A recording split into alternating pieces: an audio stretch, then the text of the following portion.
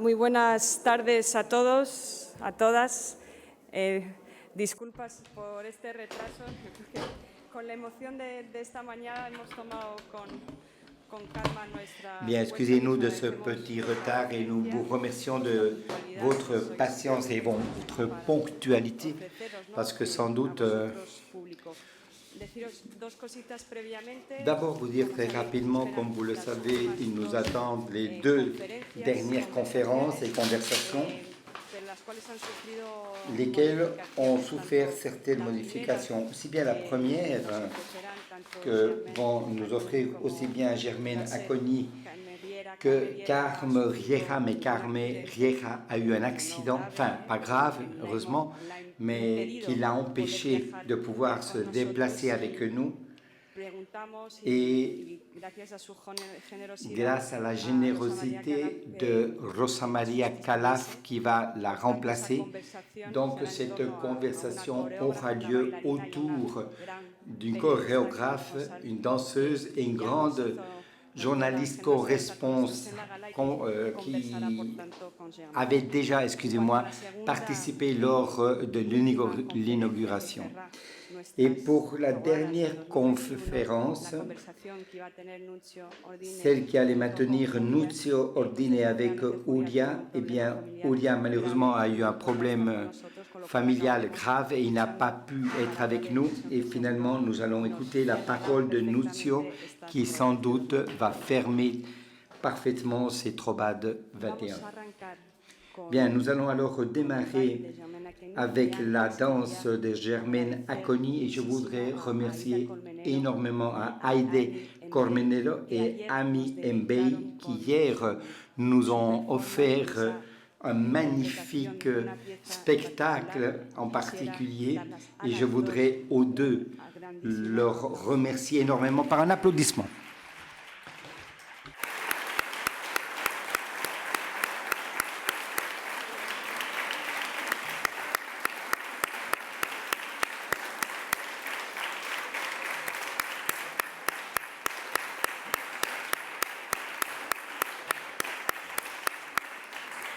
Muchas gracias por tanto. Merci beaucoup Aïda donc de m'avoir présenté, nous avait offert la possibilité que Germaine soit aujourd'hui avec nous, qui non seulement va parler, être en conversation avec Rosa, mais aussi avec nous, mais à présent à travers son corps. Merci beaucoup Germaine.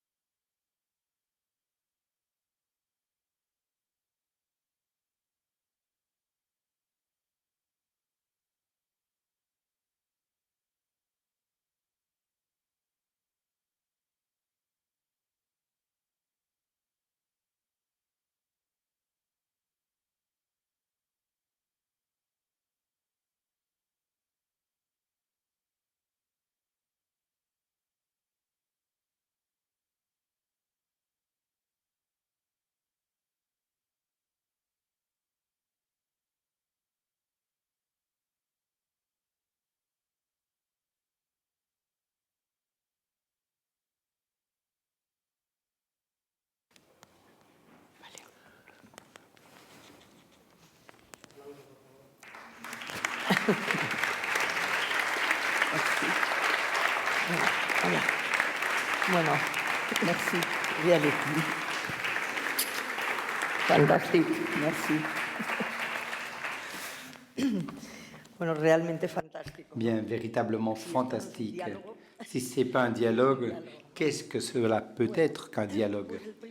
Bien, en premier lieu, tout d'abord vous dire, comme ceci a été dit par Sandra, je regrette profondément que Carmen Riera a eu cet accident et qu'il ne lui a pas permis d'être parmi nous.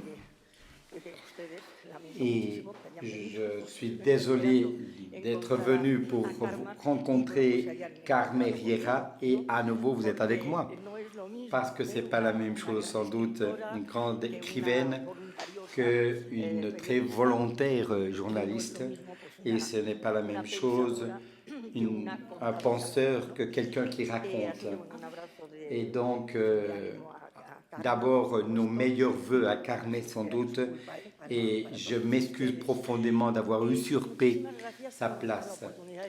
Merci d'abord d'être ici, comme ceci a été dit lors du gala inaugural. Je le disais à Sandra et à l'équipe, de pouvoir partager ces très délicieuses et merveilleuses rencontres et conversations lors de journées uniques.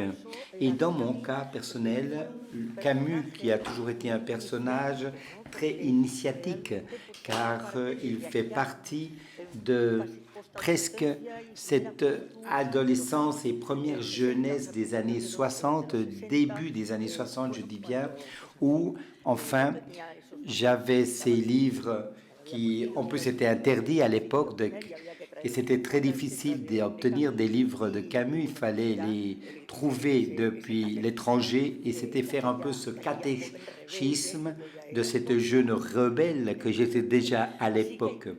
Et donc, il y a eu beaucoup de relations et d'associations qui me donnent un énorme sentiment de gratitude que d'être ici avec vous. Personnellement, j'ai préparé, parce qu'évidemment, je ne sais pas la même chose, et puis on m'a demandé, et je me lance dans cette piscine. Et après le sursaut que me provoquait quand on m'a dit qu'il fallait que j'intervienne et remplacer, imaginez-vous, à Carmen Riera. Et en réfléchissant, je me suis dit, mais qu'est-ce que je peux dire dans ce cadre? Et avec l'aide et les suggestions de Sandra, ce que j'ai fait un peu, c'est un peu d'abord aborder le titre de cette rencontre en premier lieu. Et le titre est évidemment, comme on le sait tous, Entre cultures. Et je me suis rendu compte de quelque chose d'évident. J'ai passé ma vie entière entre cultures. Et ceci va être certainement un récit avec certains traits, expériences, d'un grand nombre de réflexions. Et à nouveau, comme je vous le dis, comme journaliste, c'est pas de l'information, c'est une opinion que je vais donner, ce qui d'ailleurs est de plus en plus difficile à séparer, comme vous le savez très bien, dans le panorama médiatique qui nous entoure. Véritablement, j'ai eu beaucoup de chance parce que, pour commencer, j'ai eu une famille merveilleuse qui m'a enseigné, de même qu'à l'école, qu'il ne faut pas rejeter la différence et surtout ne pas avoir peur à ce qui est différent. Parce que de ce que l'on apprend, on l'apprend précisément de ce qui est différent à nous. On n'apprend rien de ce qui est semblable. Et connaître le différent veut dire comprendre bien mieux, certainement. Et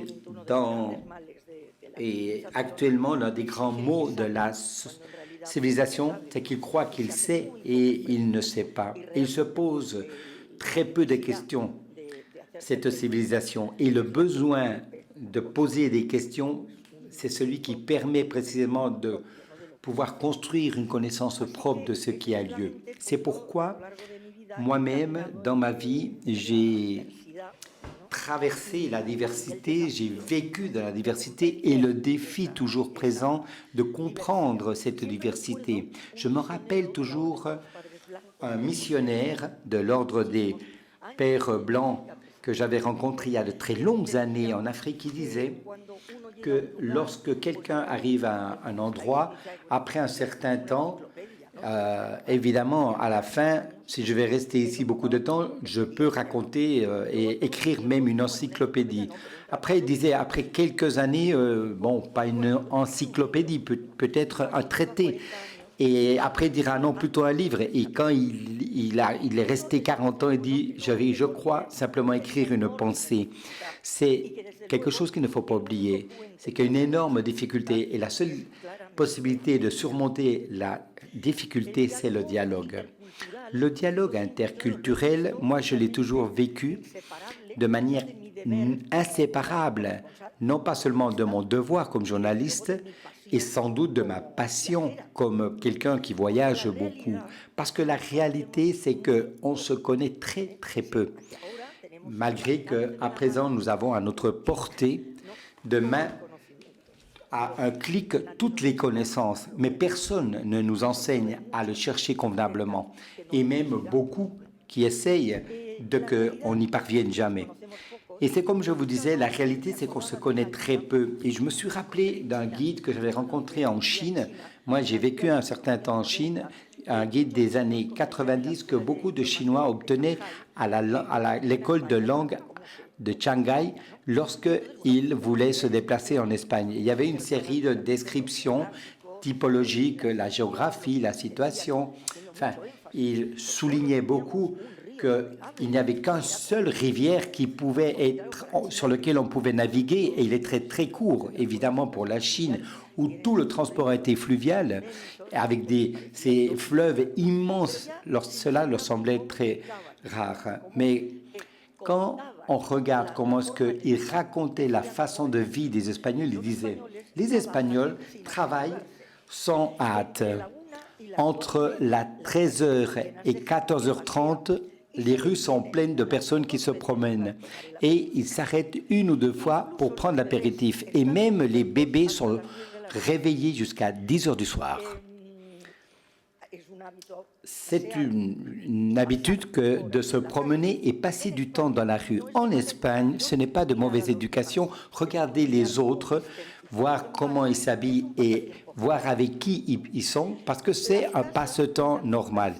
Les maisons ont précisément des fenêtres et avec des petites tables rondes. Normalement, ils ont un canari dans la fenêtre de la cuisine, qui disait. En réalité, c'est amusant et c'est vrai que c'est parfois vrai. Mais surtout, je le dis parce que si on se pose la question de ce que nous savons, nous, des Chinois, il se peut très bien qu'on dirait les mêmes choses, qui n'ont pas, par exemple, de canaris dans la cuisine, j'en sais rien. Peut-être ce serait la conclusion. Mais je veux dire par là qu'il y a beaucoup de monde dans notre monde et tous semblent être dans le nôtre. Et nous sommes tous responsables de ce qui a lieu dans le monde. C'est pourquoi c'est aussi important de le raconter. Pourquoi?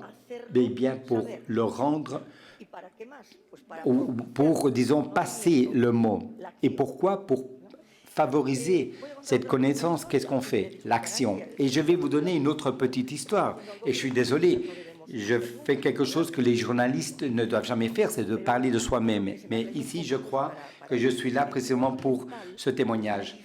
Timor oriental, qui est une toute petite île en Indonésie, est occupée par l'Indonésie avec une répression terrible sur la population locale de Timor, avec une claire volonté génocide. À un certain moment, les Nations Unies ont décidé de faire un référendum pour l'indépendance. Il y a eu un pacte, etc.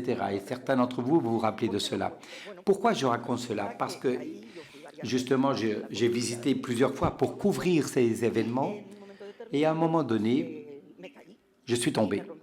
Et je me suis cassé le bras. Et comme cela avait eu lieu après la violence qui avait été provoquée par le référendum, les gens avaient fui dans les montagnes et les Indonésiens et la structure de pouvoir indonésien qui vivait là avaient abandonné l'île. Et dans ce pays de 750 000 habitants à l'époque, il n'y avait pas un seul médecin. La seule structure sanitaire que je pouvais recevoir, c'était les militaires australiens, les casques bleus, qui surveillaient la paix. Je me suis dépassé là-bas. Ils m'ont dû effectivement bien me soigner. C'était une mauvaise fracture. Enfin, et j'ai continué malgré tout mon travail. Et au bout de 2 ou 3 semaines, je suis revenu à Hong Kong, qui était ma base à l'époque. J'ai été chez mon médecin pour voir que tout allait bien. Il m'a ôté le plâtre. Il a vu que tout allait bien, mais qu'il fallait à nouveau me mettre un plâtre. Et à ce moment-là, il m'a demandé de quelle couleur je souhaitais mon plâtre. Et il m'a sorti une palette de couleurs avec des différentes couleurs possibles. Et pour les enfants, il y avait même un plâtre avec Mickey Mouse pour les enfants, etc. Et pourquoi je raconte cela? Parce que quelle est la première réflexion qui vous vient à l'esprit? En 2 heures d'avion, je suis passé d'un pays qui n'a même pas un médecin pour toute la population à un lieu où on vous donne au choix la couleur du plâtre qu'on va vous poser. C'est-à-dire c'est très clair qu'il y a quelque chose qui ne va pas bien. En insistant sur cela et au fil de ce que je viens de dire, c'est pas qu'on fait quelque chose de mal, c'est qu'en plus on ne raconte pas bien. Parce que peut-être que si on le raconte bien, tout cela, on prendrait cette action que je citais auparavant et que Camus a cité tellement de fois. Et par conséquent, le fait de ne pas raconter bien les choses, je vais le dire aussi à travers une de mes anecdotes, qui est plus qu'une anecdote, comme toutes ces histoires personnelles. Et ça avait été juste après le tsunami d'Indonésie de 2004, qui a, vous le savez, a complètement ravagé Sri Lanka, Indonésie, etc. Et à un moment donné, évidemment, elle était complètement dévastée, tout le territoire, des kilomètres et des kilomètres à l'intérieur des terres, de 5 à 6 kilomètres à l'intérieur. Tous ceux qui ont survécu se sont réfugiés dans certains, et accueillis d'ailleurs, dans des camps, dans des écoles. Et quand ça faisait environ 2 semaines qu'ils étaient dans une école, dans des conditions avec une précarité absolue, comme vous pouvez imaginer, dans un petit village où il y avait des familles entières qui étaient tous là ensemble. Et enfin arrive l'aide internationale, dans ce cas-là italienne. Ils préparent un camp avec certains moyens, un camp aussi soi-disant temporaire, avec des bonnes tentes, avec des toilettes, des endroits où on pouvait manger. Et ils ont pris un certain temps, 4 à 5 jours, pour préparer cela. Et quand, au bout d'un jour, ils ont commencé à monter les camps, arrive la nouvelle que Kofi Annan, secrétaire à l'époque des Nations Unies, va faire une visite dans la zone dévastée et il va aller à cette zone où on était. Et qu'est-ce qui se passait? C'est que l'endroit où devait atterrir l'hélicoptère, c'était où se trouvaient précisément les tentes d'urgence. Vous pouvez imaginer ce qui s'est passé. On a démonté toutes les tentes, on a pris les personnes, on les a renvoyées à nouveau à l'école, complètement débordées. Kofi Annan est arrivé, il est resté à une petite demi-heure, il a fait un mini discours, une petite promenade, et les journalistes qui le suivaient ont pris des photos et les notes solidaires avec les 3 photos de rigueur et ils sont repartis. Et c'est ce que l'on a raconté, ce que la plupart donc des citoyens du monde entier ont su, c'était que Kofi Annan avait fait une tournée dans toute la zone et il citait plein d'endroits, de points de rencontre avec les gens, mais personne n'a dit, à peine les 3 ou 4 qui étaient là et que ça le faisait depuis le début, déjà depuis toutes ces semaines en train de parcourir le pays, eh bien personne n'a raconté véritablement ces informations. Le fait qu'un hélicoptère atterrit avec Kofi Annan pour prendre 3 photos et 25 minutes signifiait de démonter toute une infrastructure qu'il aura fallu 4 jours de plus pour les réinstaller avec des dizaines de personnes qui à nouveau ont été remises à l'école complètement débordées.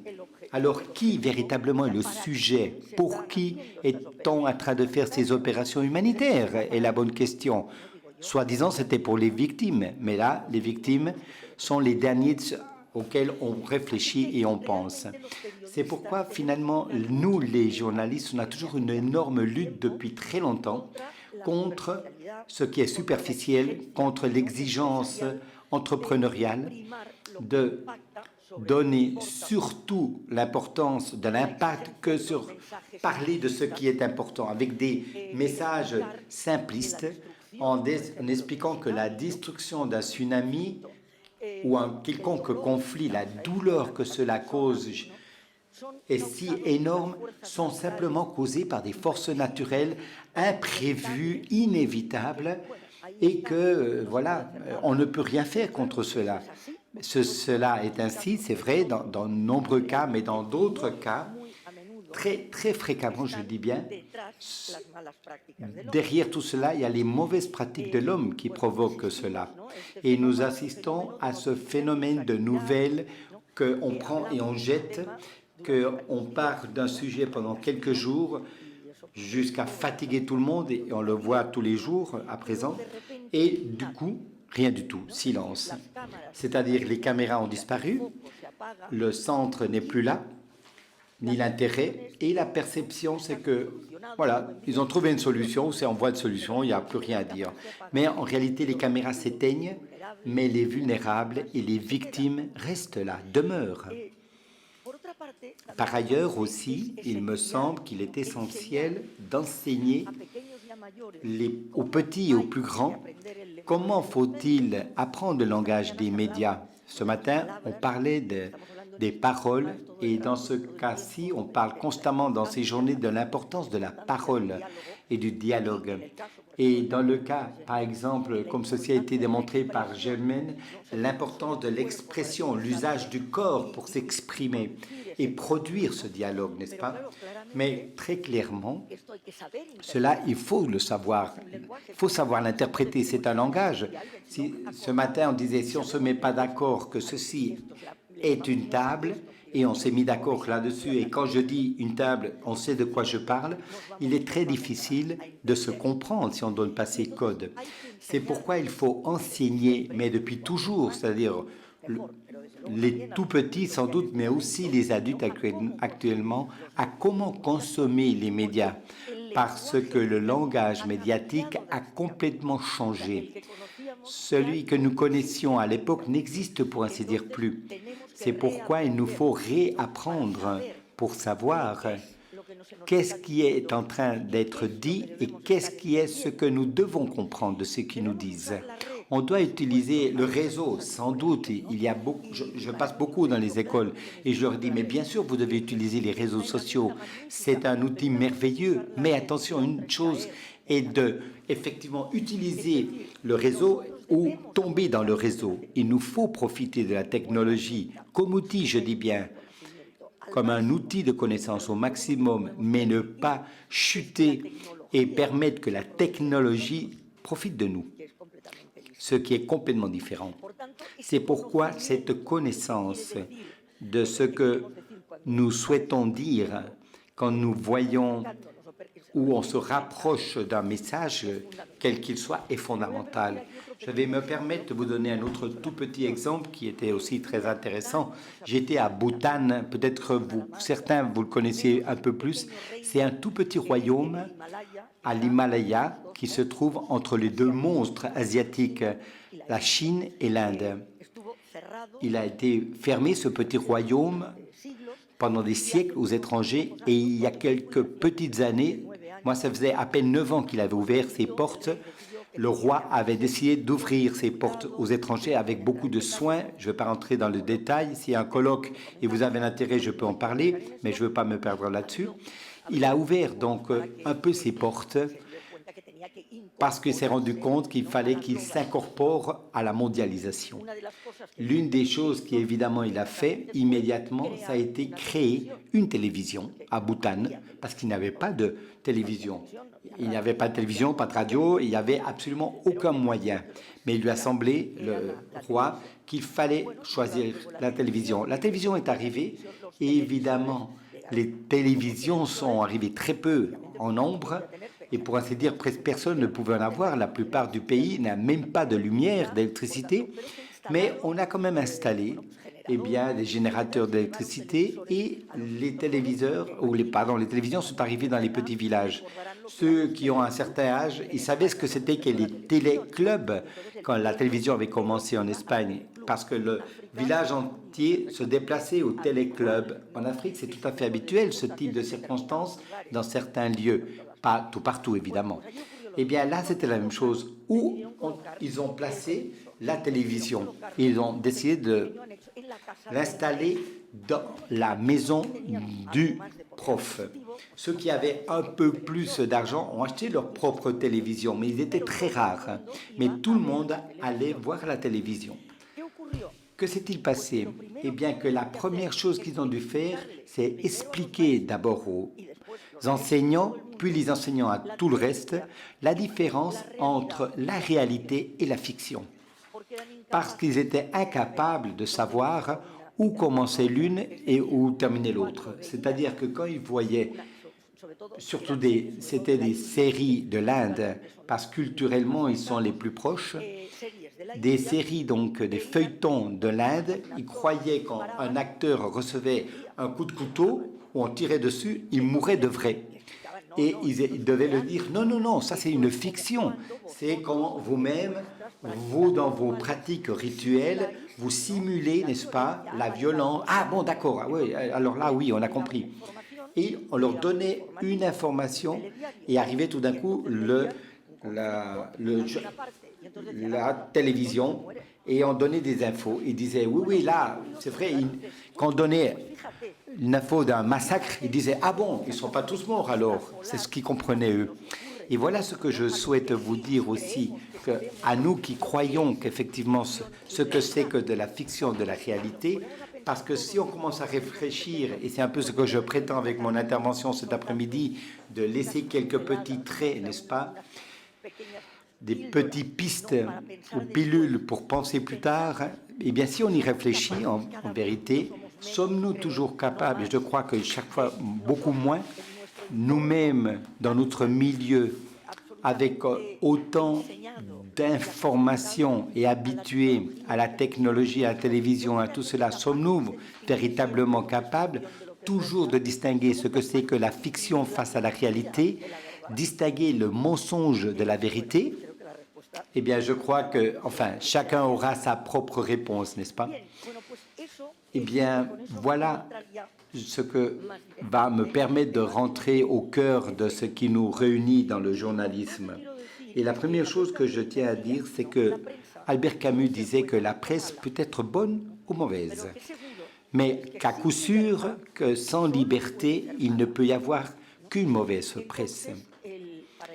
C'est pourquoi, pour le journalisme, c'est essentiel que l'on défende absolument la liberté d'expression. Et la plupart d'entre nous, certainement, on est surpris parce que l'on dit 21e siècle, 2021, comment est-ce possible qu'on doive parler de lutter pour cette liberté d'expression? J'avais jamais imaginé dans les années 60 à l'université qu'on luttait déjà avec ça, qu'en 2021, il faudrait encore parler de la défense de la liberté, de la protection de la liberté d'expression, de même que je ne croyais pas qu'il fallait aussi revenir sur l'égalité. Mais on est là. Et incroyablement, il me semble que c'est assez évident aussi, en tout cas à mon avis, qu'il y a une attaque très subtile et bien plus difficile à détecter contre la liberté d'expression, contre la liberté en général. C'est-à-dire que dans le passé, la censure était brutale et on la voyait bien. Elle était visible. Le mépris de l'égalité ou contre l'égalité aussi était de face et interdit. Interdit aux femmes d'aller à l'université, interdit d'accéder au monde du travail. Nous interdisons, etc. Mais maintenant, on a appris qu'il ne faut pas interdire, mais qu'il y a d'autres manières de pouvoir obstaculiser, de miner la liberté.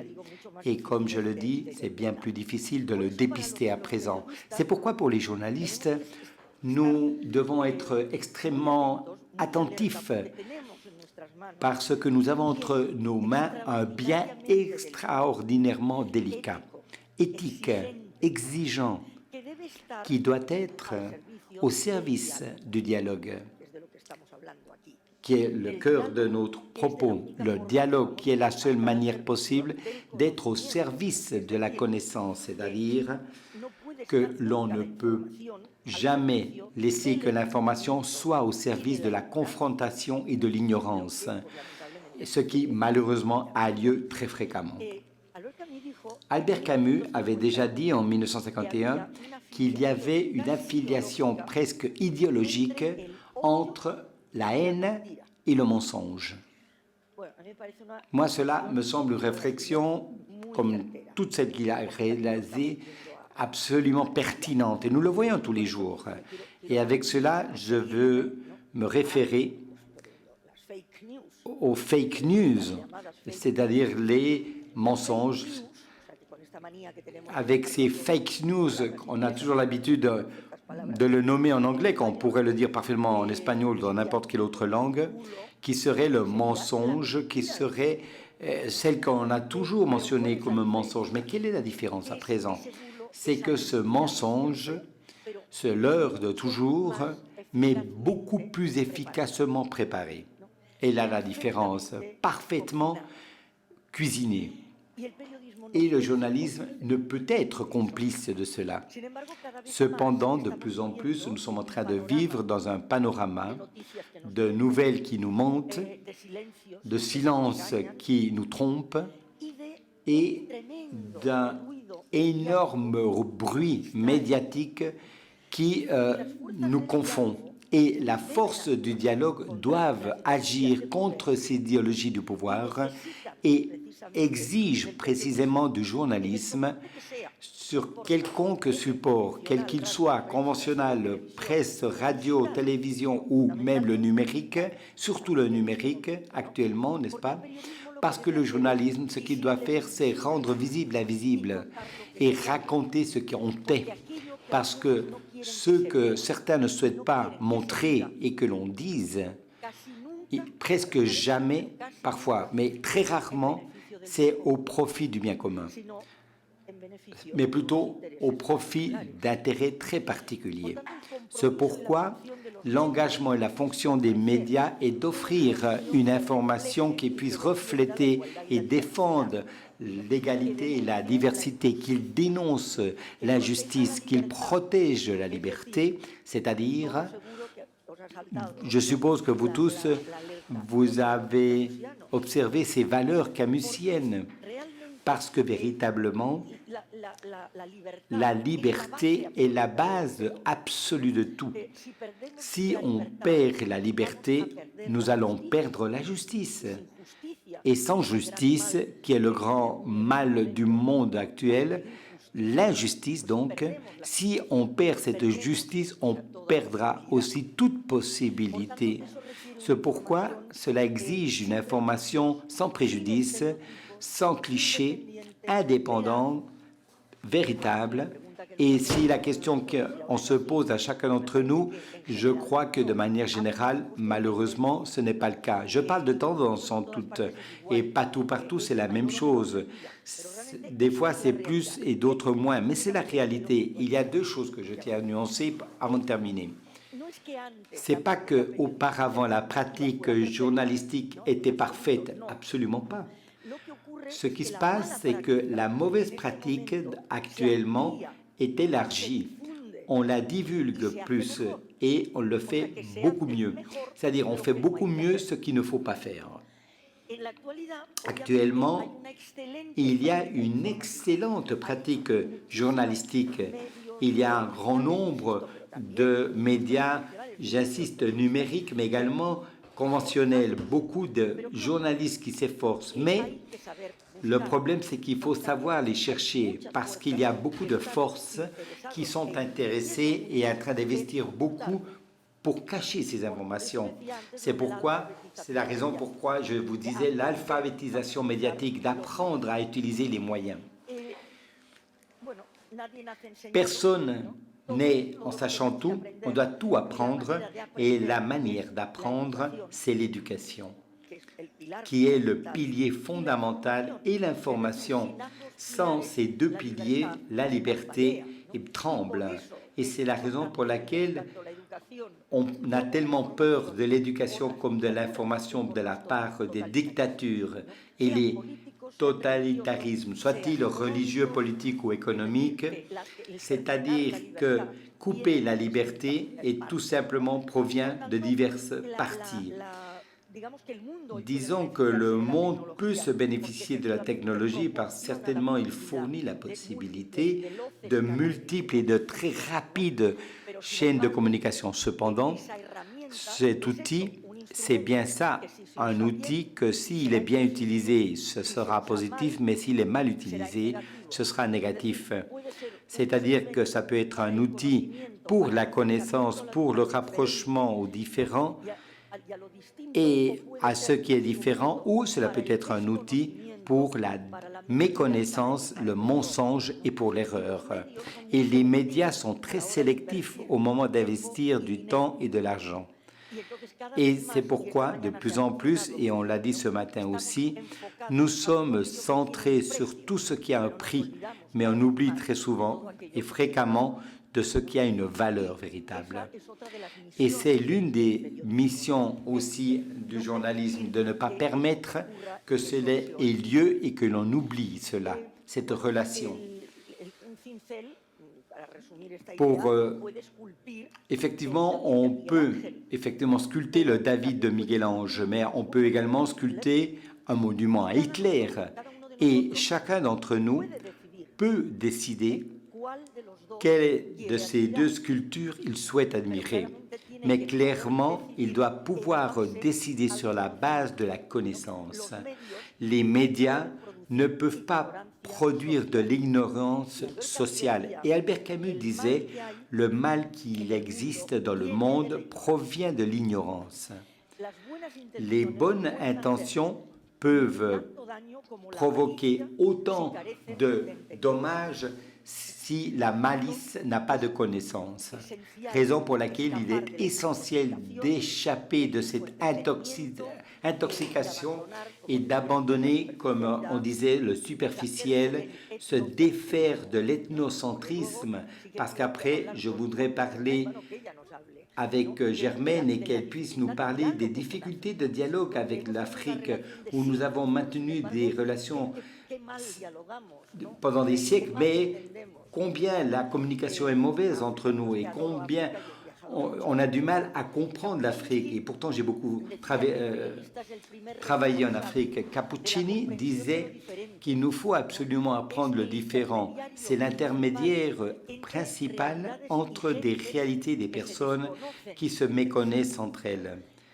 Et cependant, aux journalistes, il est de plus en plus difficile d'accomplir cette mission, car chaque fois, on nous oblige à que notre voix soit plus fragile et que l'on participe moins dans la conception de l'information, parce qu'il est très clair, ces forces qui ne souhaitent pas être montrées ou donner des informations, on les dérange. Et notre sentiment avec la société n'a jamais été aussi systématiquement médiatisé comme jusqu'à présent.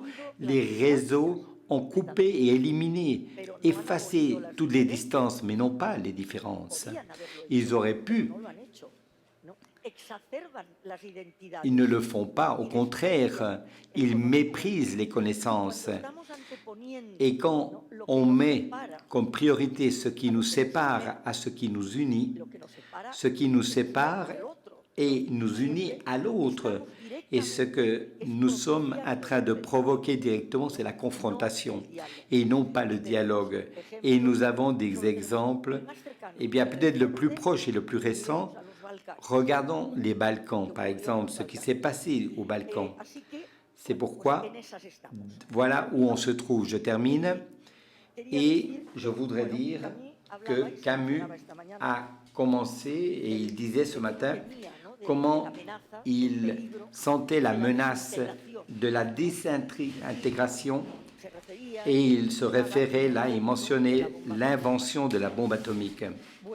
Eh bien, il disait, invention de la bombe atomique par l'intelligence humaine au service de la haine, de la négation de l'autre, parce qu'il faut passer par la négation de l'autre pour être après capable de le détruire. Maintenant, il y a une autre invention de l'intelligence humaine qu'on a appelée intelligence artificielle, n'est-ce pas? Eh bien, moi, personnellement, ce que j'espère, que peut-être cette intelligence artificielle puisse se rendre compte que cela doit être la personne au centre de l'intérêt. Peut-être cette intelligence artificielle qui se rendra compte, parce que l'humain, il semblerait que non, que cette intelligence artificielle se rende compte qu'il est nécessaire une révolution humaniste, c'est-à-dire que la technologie sans humanité ne peut aller nulle part. Le manque d'information, donc, est une menace très sérieuse. Le journalisme au service de la connaissance est un besoin. Parce que ne pas laisser que l'on sache a toujours été une façon de pouvoir vaincre la liberté. Et Thucydides disait déjà que, comme citoyens, nous devons choisir entre ne rien faire ou être libre. Parce que la liberté, jamais on ne l'a donnée gratis. Il a fallu toujours la conquérir. Eux, ils commandent, ils ordonnent, et vous, vous obéissez. C'est ce que disait Albert Camus. Merci.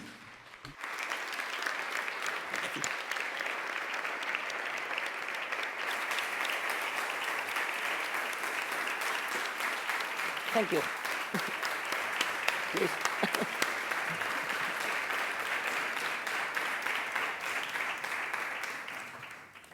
Merci beaucoup, messieurs les journalistes. Ce que je voulais dire, je voulais remercier d'abord Aïda de m'avoir mis en contact avec Sandra et d'avoir été invitée ici et d'être avec vous aujourd'hui.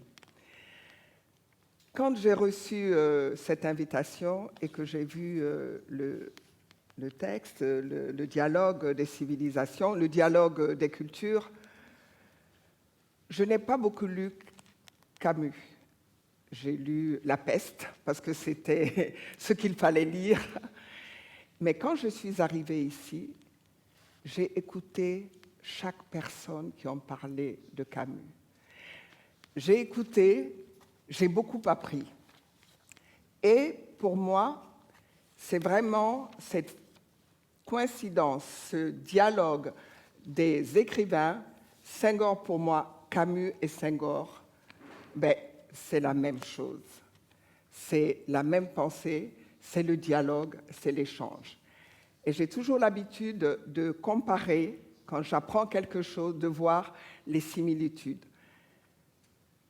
Toutes les personnes qui sont passées, Maria, c'est une danseuse, c'est normal, elle parle de la danse, elle parle du corps, elle a dit que tout le monde peut danser, et c'est vrai, nous allons le prouver tout à l'heure.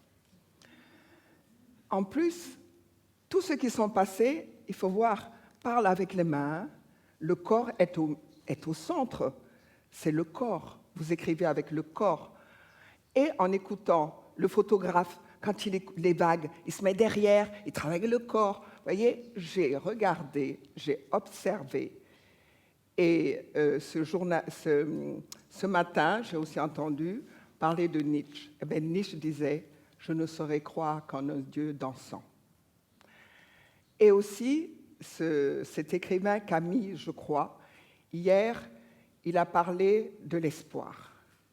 Et moi, j'ai pensé aussi à un écrivain congolais des deux Congos, RDC et le Congo-Brazzaville, Sonny Laboutansi, qui dit que l'espoir n'est pas un vain mot. L'espoir, c'est de regarder la réalité en face. Et je pense que nous regardons la réalité en face aujourd'hui en parlant de Camus. Et pour moi, c'était très important d'être ici et de parler, d'avoir commencé avec le corps. Le dialogue, pour moi, je vais vous raconter une histoire. Helmut va rire parce que je dis toujours, je vais vous raconter une histoire. Je suis née au Bénin et j'ai grandi au Sénégal. Vous savez, on pense que l'Afrique, c'est une grande marmelade ben, nous sommes différents les uns des autres. J'ai eu la chance, et je dis, j'ai l'instinct béninois et le geste sénégalais. Donc cette chance d'avoir ces deux cultures m'ont aidé à grandir. Et quand je suis née, les gens se sont écriés « Yatunde, Yatunde, la mère est revenue ». Ma grand-mère était une prêtresse danseuse. Sa religion, c'était la religion vaudou. Elle a dit à mon père, quand elle ne pouvait pas avoir d'enfant au départ, et à l'âge de 60 ans, elle a rêvé qu'il va aller boire l'eau de la jarre et avoir des rapports, bien sûr, avec son mari. Et à l'âge de 60 ans, mon père est né. Donc, c'est un garçon. Mais pour elle, elle a éduqué, elle lui a dit, quand tu auras ta fille aînée, tu lui transmettras ce que je vais te transmettre parce que le pouvoir se transmet de femme à femme. Donc, je pense que je suis la réincarnation de ma grand-mère et mon père a fait des études, c'était aussi un énarque français, il a fait la même école que Raymond Barre. Donc, il ne m'a pas passé le pouvoir immédiatement. Peut-être qu'il avait peur de ce pouvoir des femmes. Mais je l'ai reçu, je l'ai reçu, moi, par symbole. Je suis née un dimanche de Pentecôte. Et le symbole de ma grand-mère, c'est une colombe. Et le symbole de la Pentecôte, c'est une colombe. Donc, ce syncrétisme de religion qui m'unit, et quand, à la Pentecôte, les 12 apôtres ont reçu le don de la parole. Moi, je n'ai pas reçu le don de toutes les langues. Je ne comprends pas. Je parle le Wolof, je suis née au Bénin, mais mon père ne m'a pas permis de parler ma langue maternelle pour ne pas froisser sa femme sénégalaise. Donc, j'ai reçu le don de la danse. Donc, sans parler toutes les langues, je peux transmettre mes sentiments, je peux transmettre ce que je suis. Et en écoutant ce matin tous ceux qui ont donné le physicien, la physicienne, n'est-ce pas, j'ai pensé que ce qu'elle disait, je ne comprenais peut-être pas tout à fait, mais je le comprenais avec mon corps, puisque je le vis avec mon corps. Et en parlant aussi de ce corps important, le président Senghor, vous connaissez le président Senghor, c'est le premier président de la République du Sénégal, un poète aussi, un écrivain, et le premier académicien noir, n'est-ce pas? Pour lui, il voulait faire du Sénégal la Grèce de l'Afrique. Il y avait la littérature, il y avait les arts plastiques, il y avait tout ce qui... Bien sûr, la danse existait, mais sous la forme traditionnelle. Et lui, il voulait une danse moderne. Et il a cherché, et j'ai eu la chance de rencontrer Roger Garaudy, qui revenait des États-Unis. Et moi, j'ai fait mes études à l'école Simon-Ségel à Paris, où là, j'avais rencontré mademoiselle Marguerite Lamotte, qui était un professeur de danse classique, moderne, etc. Et dans cette école, j'ai rencontré plusieurs professeurs qui m'ont appris. J'ai rencontré un professeur de danse classique absolument incroyable qui me disait que j'avais les pieds plats. Que j'avais les pieds plats. Un gros derrière. Et bon, je me suis dit, bon, écoutez, j'étais obligée, n'est-ce pas, d'apprendre la danse classique, d'apprendre la danse moderne. Et justement, grâce à elle, à cette confrontation de dialogue entre la danse classique et ce que je suis arrivée à me découvrir moi-même. Et à travers ce travail, un jour, pendant le cours, elle me dit « grand plié ». Donc, je connais le grand plié. Bon, maintenant, Aïda, tu veux te lever un petit peu? Tu pourras me faire le grand plié classique parce que j'ai mal au genou. Alors, oui, le grand plié. Voilà, vas-y, le grand plié. Voilà, ça, le grand plié normal, n'est-ce pas? Le grand plié. Maintenant, je ne peux pas faire le grand plié, je vais faire le demi-plié. Et là, j'ai pensé à ma colonne vertébrale, maintenant que dans ma technique, je nomme le serpent de vie ou l'arbre de vie, parce que de là découlent tous les mouvements, n'est-ce pas? Et donc, j'ai fait ha, ha, ha, ha, ha, ha, ha, ha, ha, ha, ha. Ça a été... Elle m'a regardée. Et là, c'est là que j'ai commencé à réfléchir en disant que je n'avais peut-être pas le même corps que les autres, mais ce qui était en moi était pareil. Nous avons quand même 2 pieds. Nous avons 2 pieds, un derrière, un buste et une tête. Donc, le président Senghor, voulant faire du Sénégal la Grèce de l'Afrique, a découvert qui j'étais et il m'a demandé de montrer mon travail.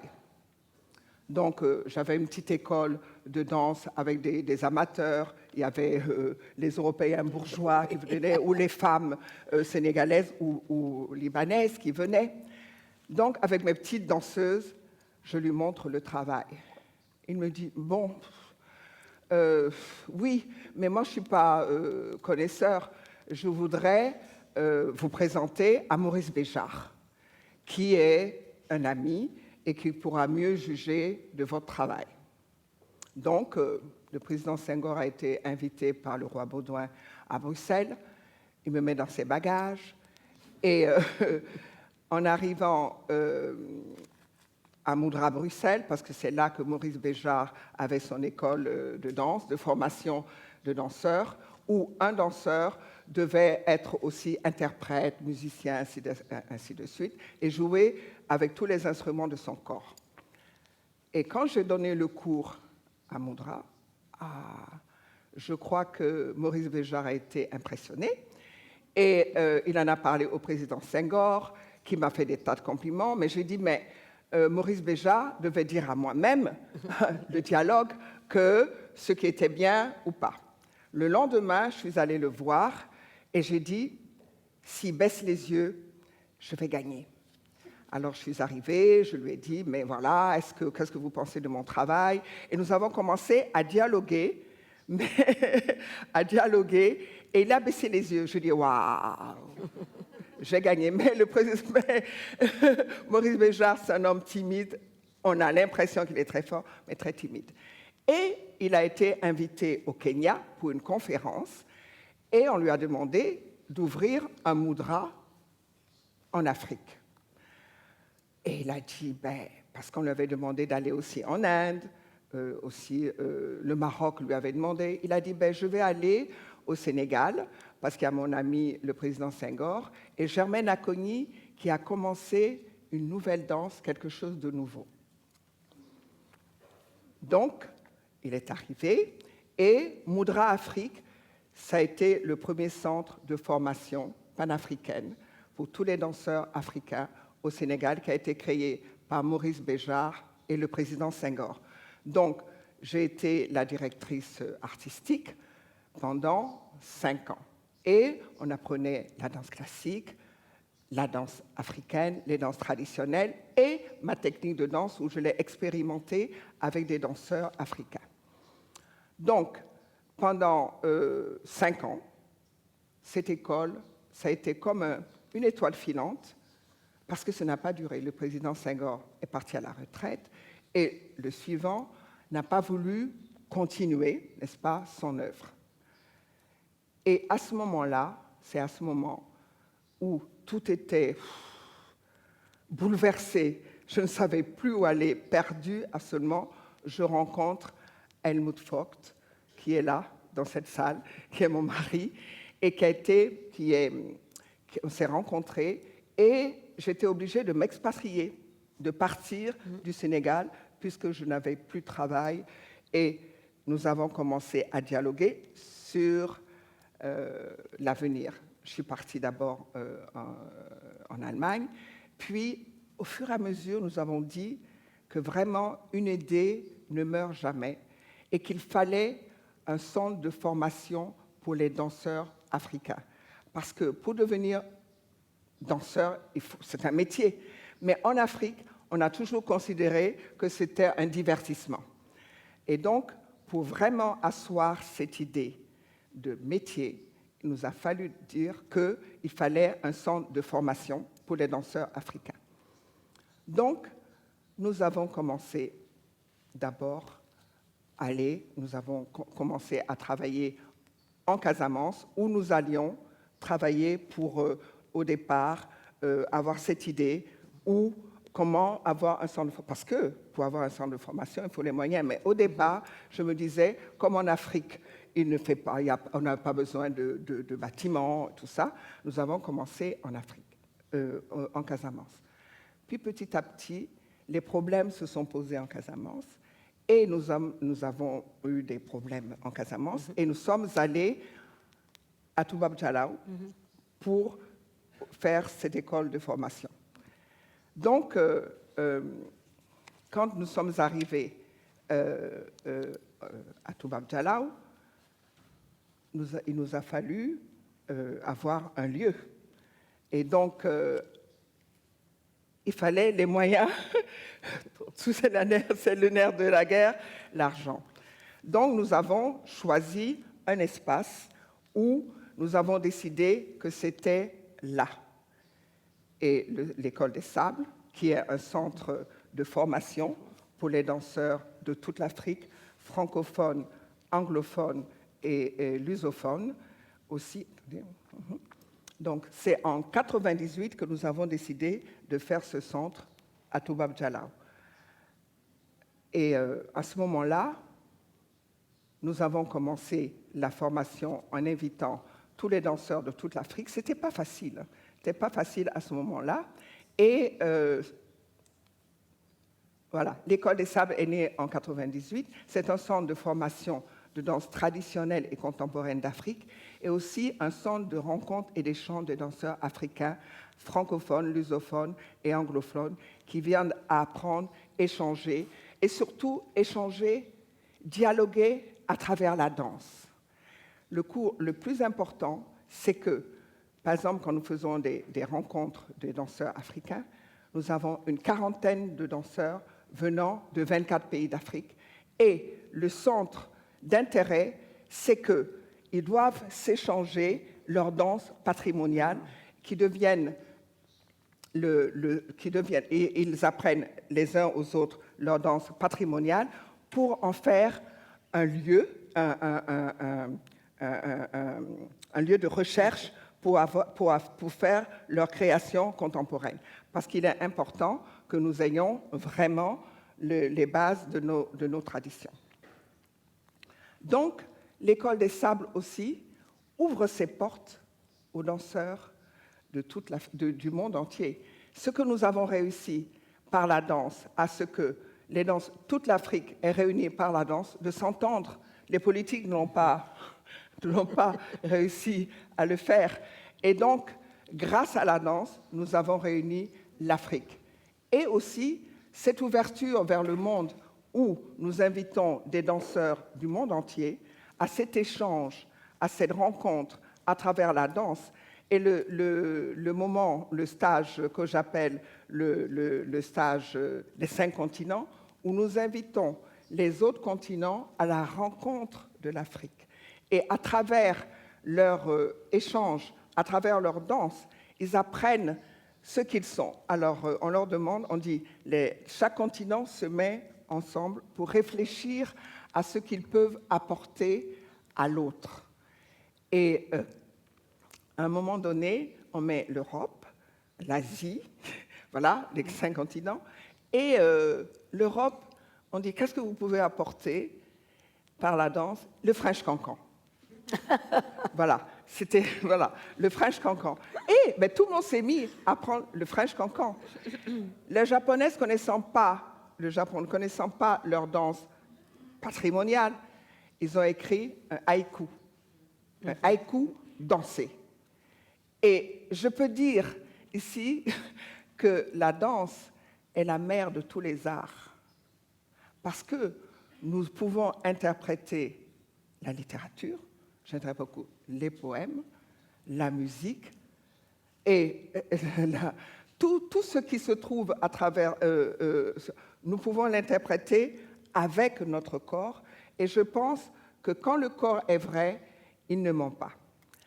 Et ma technique de danse, j'en reviens, j'ai invité plusieurs nationalités, dont Aïda, qui est ici, une quinzaine de jeunes femmes et d'hommes, à qui, à l'École des Sables, sur 3 ans, nous avons transmis la technique de danse africaine Germaine Acogny.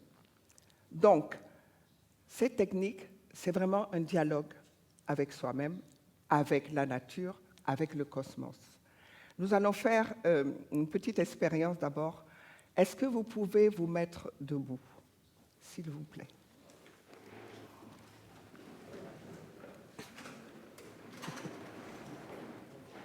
Après, je reviendrai. Ceux qui veulent enlever les chaussures peuvent enlever leurs chaussures. Sinon,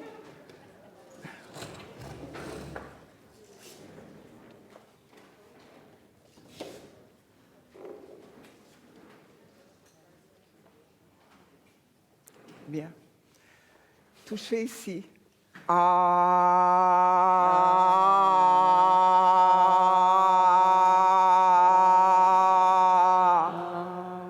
Pour moi ici, c'est le soleil.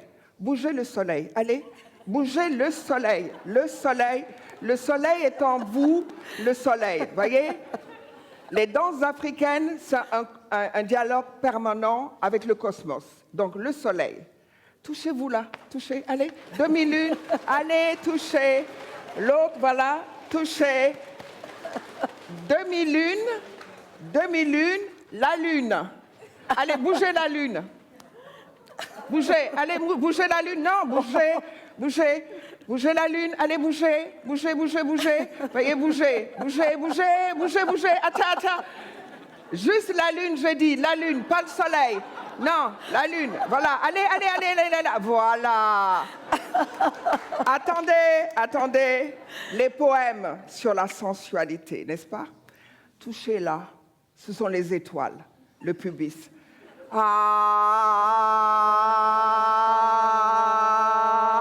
Et tout cela bouge en vous, vous avez un cosmos en vous.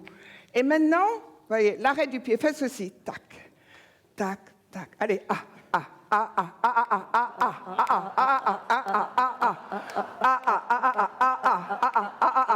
changez.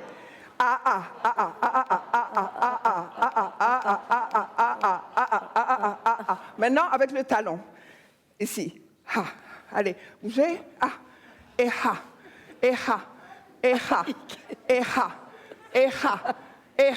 bien,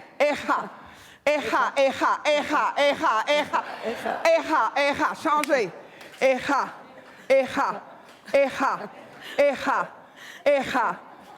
c'est ça, Maintenant, vous savez, dans le cosmos, si le soleil, la lune s'arrêtent, c'est la catastrophe. Dans votre corps aussi. Alors maintenant, allez, allez, là, tata, titata,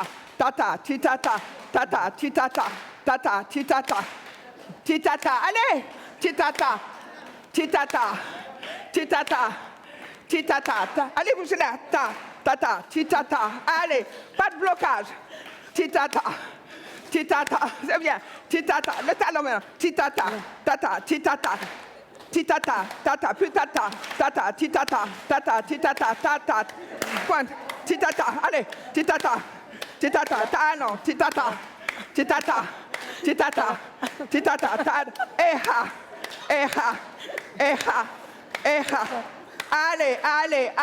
allez, écrasez le Covid, écrasez le Covid, écrasez le Covid, écrasez le Covid, écrasez.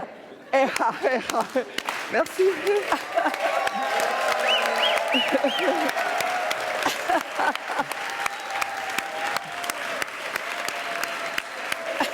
Merci. Merci.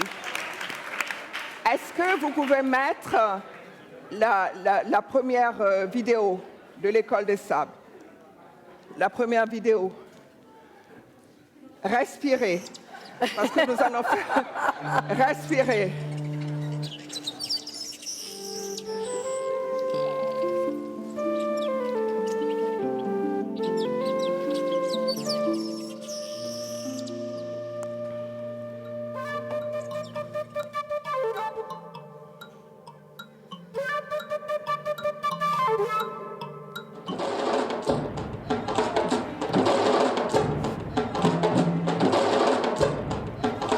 Après, j'ai travaillé ma technique sur mon corps.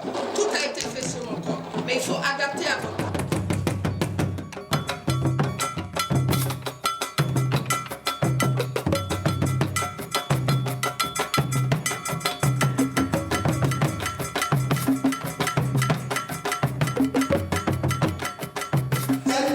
And you just go back, and I can't really do it properly. In order to do that, I just have to come back and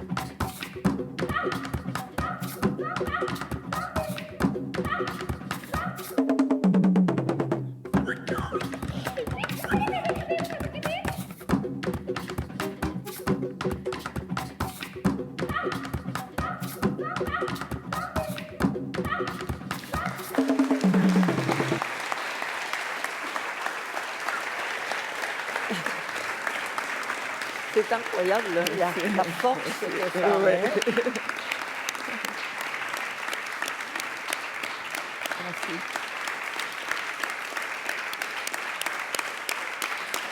Merci.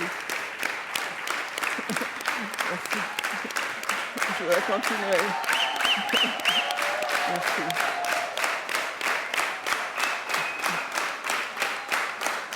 Merci.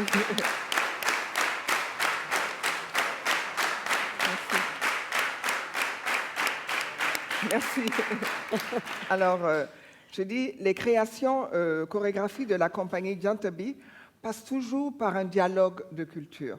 Par exemple, quand j'ai lu le livre de Boris Boubacar Diop sur le génocide du Rwanda, j'ai décidé de faire une création pour qu'on n'oublie pas. Parce que souvent, les médias parlent de nous, mais les médias ne nous connaissent pas. Et je me disais toujours que le jour que j'aurai beaucoup d'argent, je ferai une télévision de bonnes nouvelles. Parce que on ne parle que des problèmes d'Afrique. La misère, la famine. Ben, vous savez, on n'a pas eu beaucoup de cas de Covid, par exemple, au Sénégal. Mais les journalistes n'en ont pas parlé. On parle toujours, n'est-ce pas? Et bon, mais c'est comme ça. Et nous devons prendre sur nous de parler aussi de nous-mêmes. Il y a des bons journalistes comme vous, mais il y en a d'autres. Attention. Donc, ça passe par le dialogue des corps. Et nous avons, donc, à travers ce livre, dès que j'ai lu ce livre, je me suis dit, je vais travailler avec un japonais, le Buto. Les gens me disent, mais non, il n'y a que des... C'est pas possible, l'Afrique et le Japon. Mais je dis, le Buto, c'est transformation. Les danses africaines aussi, c'est transformation. Par exemple, avant d'aller à la chasse, nos ancêtres, ils prenaient l'énergie du lion pour s'induire, pour vraiment être dans l'animal, pour aller l'attaquer. Donc, le Buto, danse africaine, il y a une rencontre extraordinaire et nous avons fait un spectacle qui a eu le BC Award avec Fagala, avec Kota Yamazaki, où les danses africaines, à travers la technique Germaine Acogny, rencontraient le Buto. Mais le Buto, vous savez, dans les danses traditionnelles, nous, c'est le parallèle en Afrique. Le Buto, c'est comme ça, un peu à l'intérieur. Donc, on avait à peu près, on avait eu beaucoup de rencontres de sensibilité.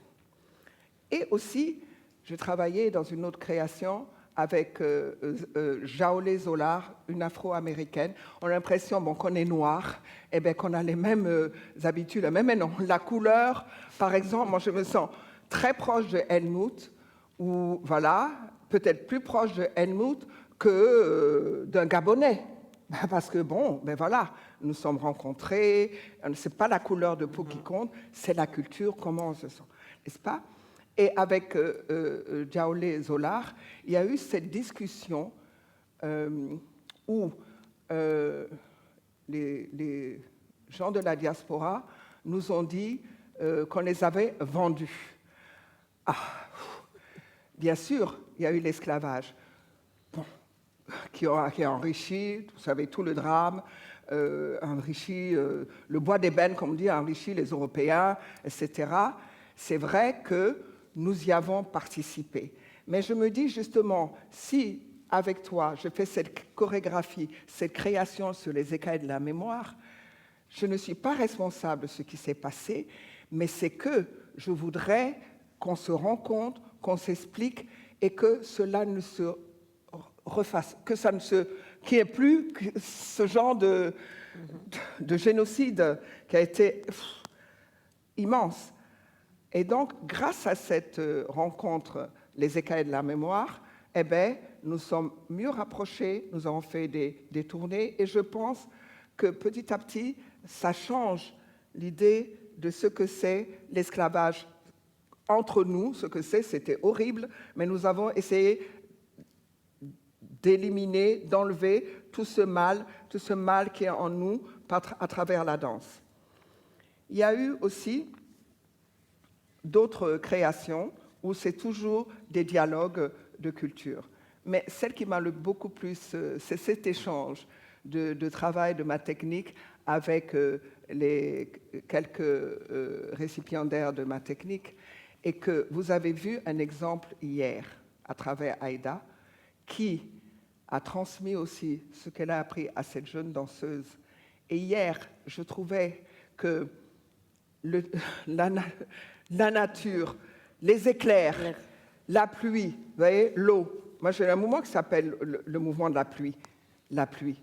Tic-tac, tac, tic-tac, tac, tac, tic-tac, tac, tic-tac, tac, tac, tic-tac, tac, tic-tac, tac, tac.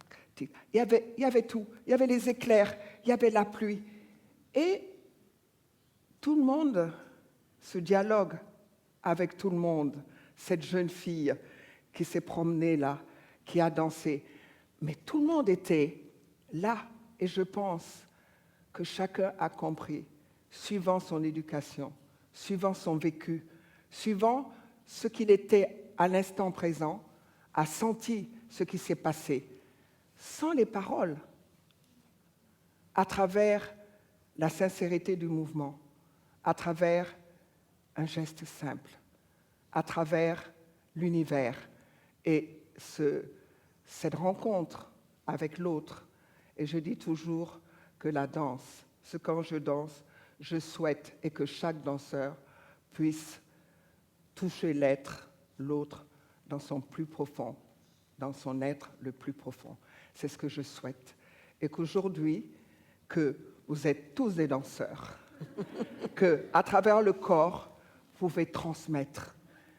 On se dit, bon, avec le Covid, on peut plus se toucher. Nous, on adore toucher les autres.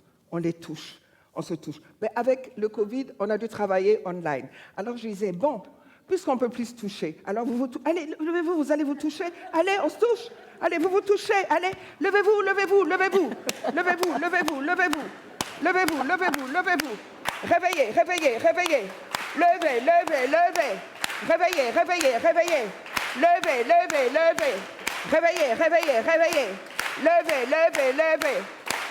Et là, tata, allez, tata, titita, tata, titita, tata, titita, tata, titita, touchez. Allez, touchez. Touchez, touchez, touchez, touchez, touchez, touchez, touchez, touchez, touchez, touchez, touchez. Allez, touchez, touchez, touchez, touchez, touchez, touchez, touchez. Et